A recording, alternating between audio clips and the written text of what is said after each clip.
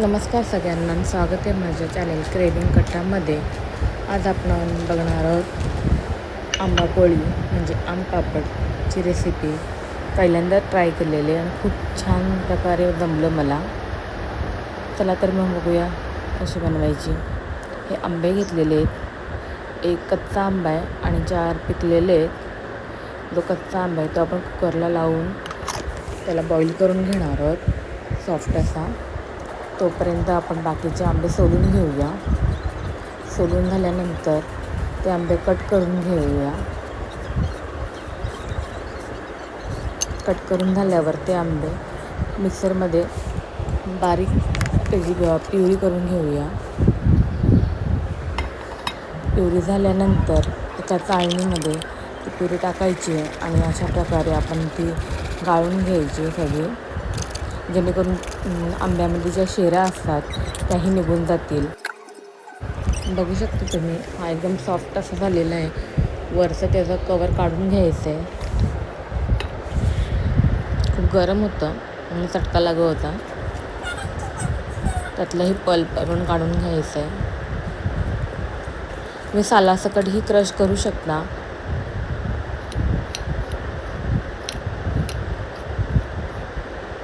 अशा प्रकारे आपण सगळा पल्प काढून घेतलेला आहे.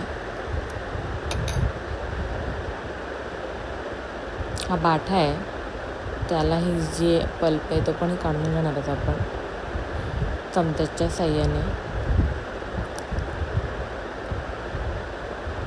तोही आपण चाळणीमध्ये क्रश करून घेणार आहोत.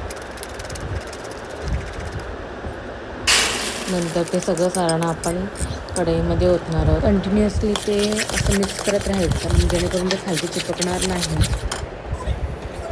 त्याच्यानंतर त्याच्यामध्ये ब्लॅक सॉल्ट, शुगर घालायची आहे, थोडंसं मीठ. बघू शकता तुम्ही त्याचा कलर थोडा चेंज झालेला आहे. अशा वेळेस ते एका ताटात आपण तेल घालायचं आहे आणि ते ग्रीस करून घ्यायचं आहे ते ताट पूर्ण. आणि त्याच्यावर हे सारण ओतायचं आहे. पूर्ण सगळीकडे असं पसरून घ्यायचं आहे व्यवस्थित.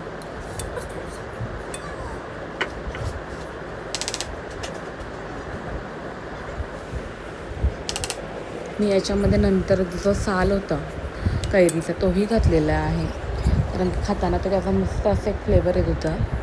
अशा प्रकारे आपल्या सगळ्या बाजूने व्यवस्थित लावून झालेलं आहे.